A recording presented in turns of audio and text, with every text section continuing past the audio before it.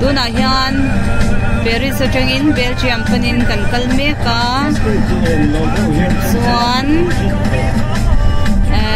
heng tuna lo lang zol doi hi an thai chin howania chuanin a then te hi chu hei a hring lo hi chu an thai chin an thar to na hnu le chin le na turan kwat sai lai mek ken nia chuan hi an lo dei tu te ve nyang chun thai chin tu te om na mun ni om takania Paris ram chung ada ni France ram chung chino kan hai han mi som chi pathum kan ning pe sha chan mi zo so pasari kan ya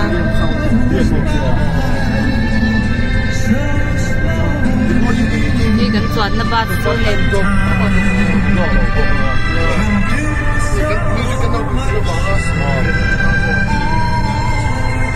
Ishat lo na tim hi chen dia la no na hi ram le nam pa nim na pu koi ber lo ni na ba din so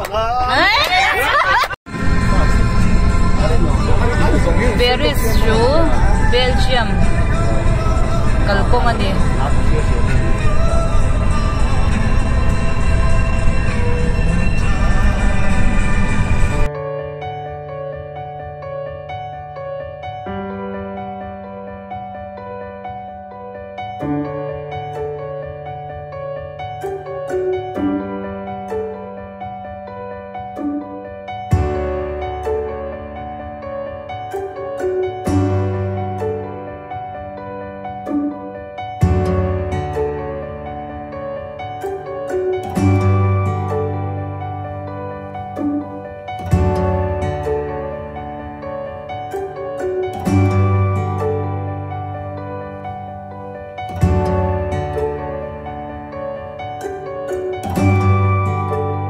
Belgium kan pan na kong zel pala ni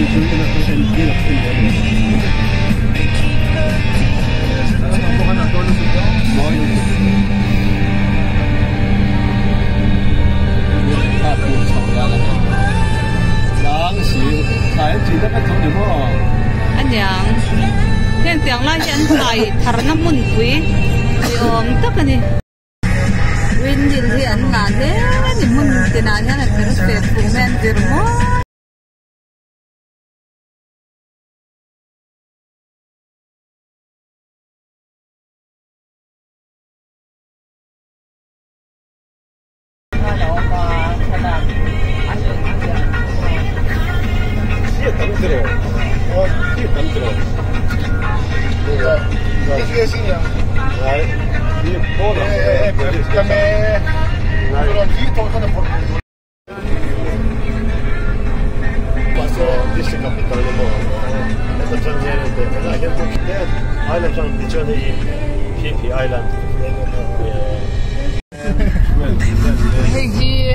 expect la mun ante ne so sami a inkar a engle en inkar zel so motor pakhat plan theina zel la yan khop mai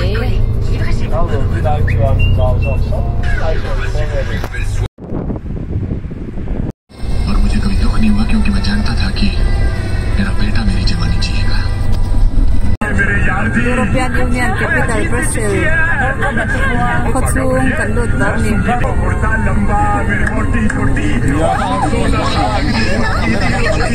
प्यारे दोस्त बल्दी हम सब यहाँ पर खैरियत से हैं और भगवान से प्रार्थना करते हैं कि तुम भी भाभी और बच्चों के साथ हमेशा Now we are in country called Belgium. So Belgium, this country having area about 30,528 square kilometers. Okay. And the height is about 96 meter. Total weight of that atomium is about 2,439 tons. Okay.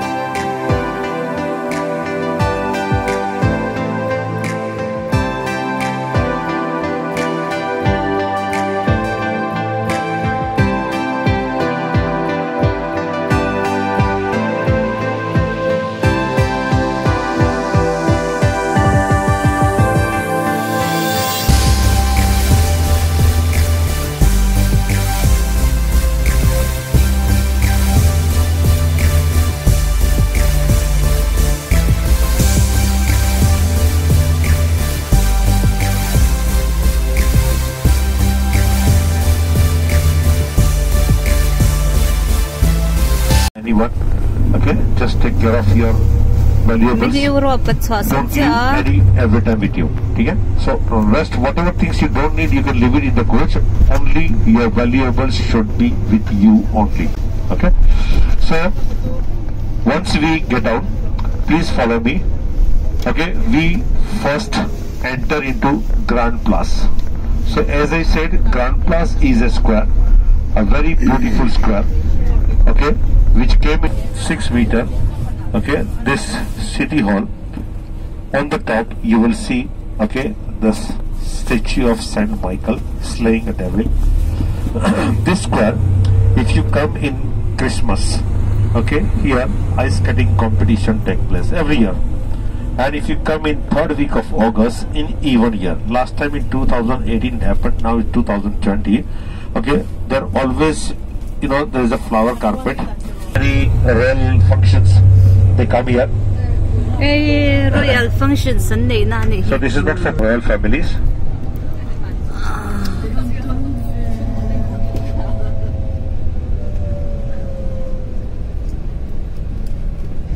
The washroom, there is in Agora market, there is washroom is there, but you have to pay for that. Okay, there is no free washroom. If you like to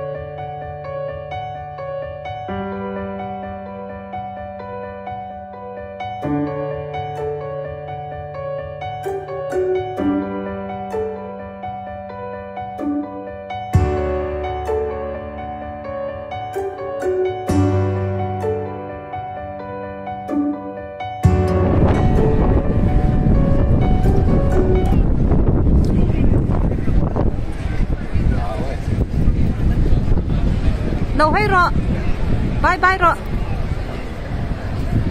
anh hòa men.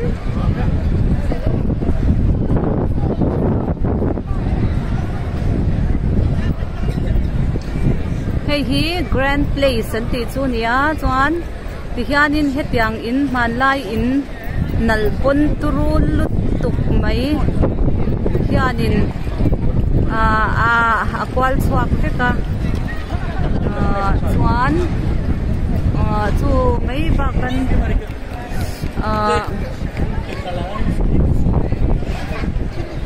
ti hian kot zol an siam tuk ta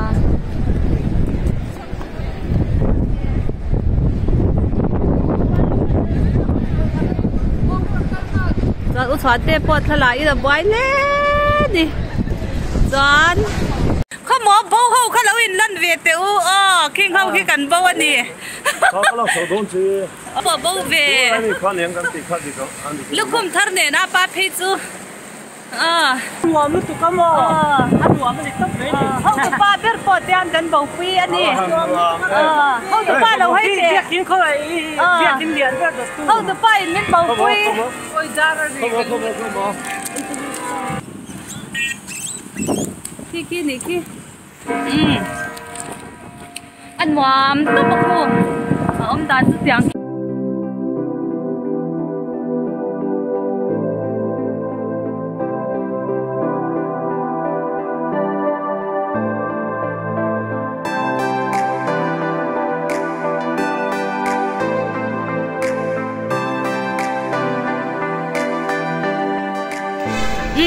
กันป้าฮันบุญหันจันเตะเซ่จันพูดเดี๋ยวนี้พ่อรับngara ilang vero ilang fa beจันซะแต่พ่อti hian so ka mai dia ri ni so abula be so pamoya mai dia ri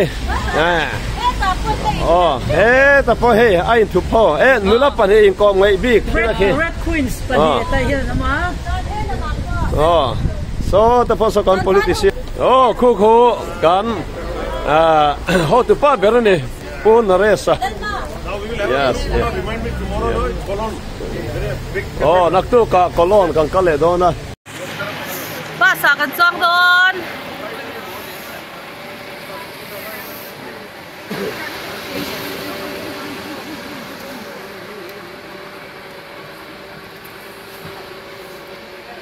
Belgium Street Belgium Street and 1 hour 15 minutes this the to St. Go that cruise is there St. Goar, this coach will pick up, and from there we drive to Frankfurt. Journey 1.5 hours. So kan thlen na hotel ania, hotel Ibis ania. Chuan ta hian zan kha kan ria ka helai mun hi Brussels Belgium ania. Chuan tu na hian in dar sari le chan vela ri lo dewa khwa hi I ala thim thin khop me heng tang lai chuan in lai thi I an china sa karen hi anin to del a ani me ani lo chang khi la thim fe ka motor de po in light an la chi fe ka chua thim han ti khan I khwa chu avar to ama se ala var chiang tok lo ti na ni chu amai ro chu dar sari le chan chu ti chung chan dar sar le chan ve a hian breakfast hi an ei ve ka I na thok a chhuak tur tan phei chan khi kan chuan na ba chini a an kong hi zau lo na nga anwa mani ma traffic jam hi amang lo kong hi an nei turul to kha tu na kang kal chin ho te German te France te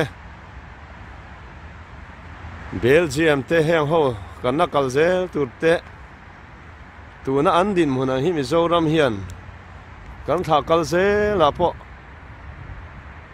khovelom zel po ni kum sang bia hian tu nang din muni kan ding phang em ti ngai to thamani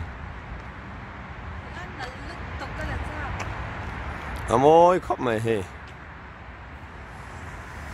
lung len thak khop mai te leng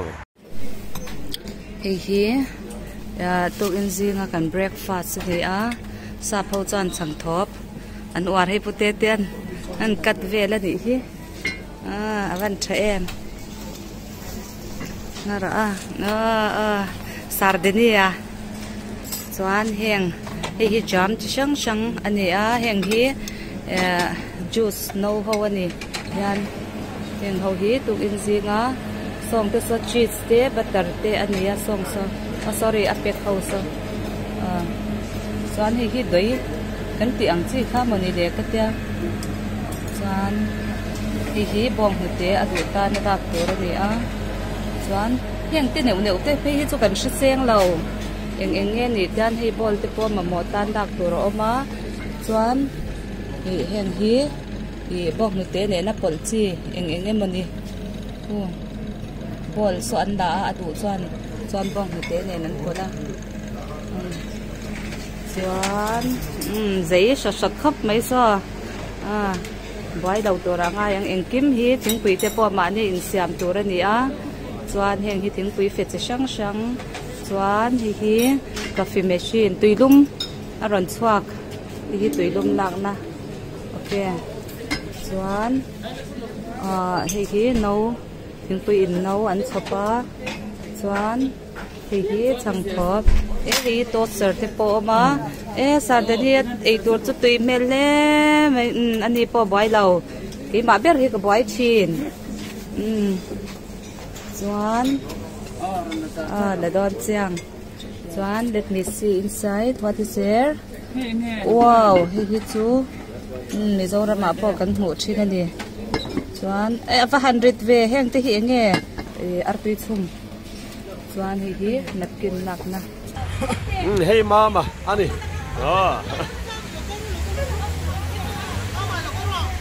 ole video ka lai kho kan nu mel tha ho te chep chop mai video ka lai 1 2 3 de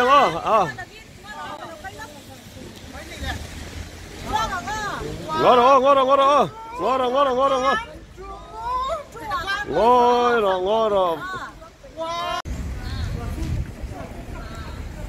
hey European country capital ania heta hian hey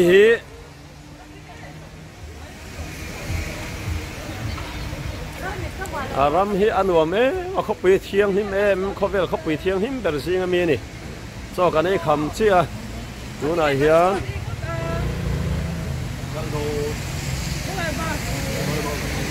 dar sari tu na hian Germany panturin basa kan hanin lot le don ni Hei kan chen na hotel ania. Chuan tiki atung ber hi kan ro mani.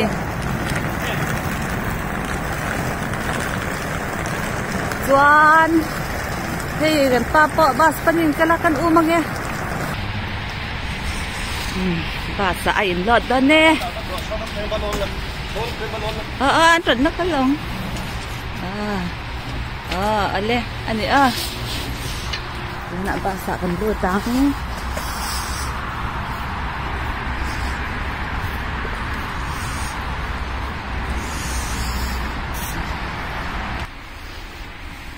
Sana basi. Kan mo. Iki ama umdan ni tihan hey. Tihan driver seat atang hian step pa oma. Hiam big ti na ni chu passenger seat in driver seat. So one driver.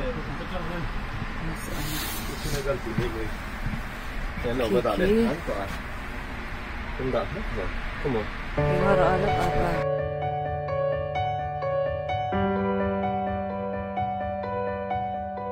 Apa?